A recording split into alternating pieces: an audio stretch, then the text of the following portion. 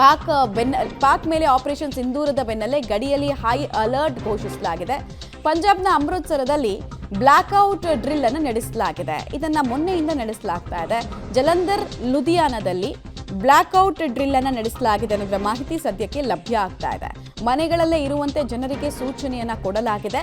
ಶಬ್ದ ಮಾಡದಂತೆ, ಮನೆಯಿಂದ ಆಚೆ ಬರದಂತೆ ಸ್ಟ್ರಿಕ್ಟ್ ಇನ್ಸ್ಟ್ರಕ್ಷನ್ಸ್ ಹೊರಬಿದ್ದಿದೆ.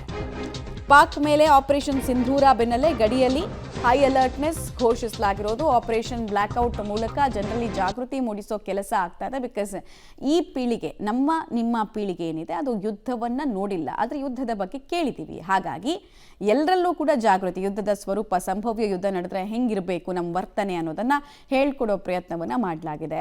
ಆಮೇಲೆ ಬ್ಲಾಕ್ಔಟ್ ಡ್ರಿಲ್ ಅಂದರೆ ಕೇವಲ ಮನೇಲಿ ಲೈಟ್ ಆಫ್ ಮಾಡ್ಕೊಂಡು ಇರೋದಲ್ಲ, 3 ದಿನ ಕೆಲ ಸಪ್ಲೈಸನ್ನು ಸ್ಟಾಪ್ ಮಾಡ್ತಾರೆ. ಅದರಲ್ಲೂ ಹೆಂಗೆ ಬದುಕೋದು ಅನ್ನೋದನ್ನ ಹೇಳ್ಕೊಡೋ ಪ್ರಯತ್ನವನ್ನು ಮೊದಲ ಭಾಗವಾಗಿ ಮಾಡ್ತಾ ಇದ್ದಾರೆ. ಪಾಕಿಸ್ತಾನದ ಜೊತೆಗೆ ನಾವು ಹಂಚಿಕೊಂಡಿರುವಂತಹ ಗಡಿ ಇದೆಯಲ್ಲ, ಅದು ಆಲ್ಮೋಸ್ಟ್ 2200 ಕಿಲೋಮೀಟರ್. ಇಲ್ಲೆಲ್ಲವೂ ಕೂಡ ಥ್ರೆಟ್ ಜಾಸ್ತಿ ಇದೆ. ಇಲ್ಲೆಲ್ಲವೂ ಕೂಡ ಸಂಭವ್ಯ ದಾಳಿ ನಡೆಯುವಂತಹ ಸಾಧ್ಯತೆ ಇದೆ.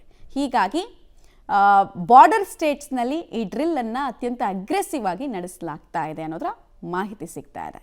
ಪಂಜಾಬ್ನ ಅಮೃತಸರದಲ್ಲಿ ಆಗಿರೋದಿದು.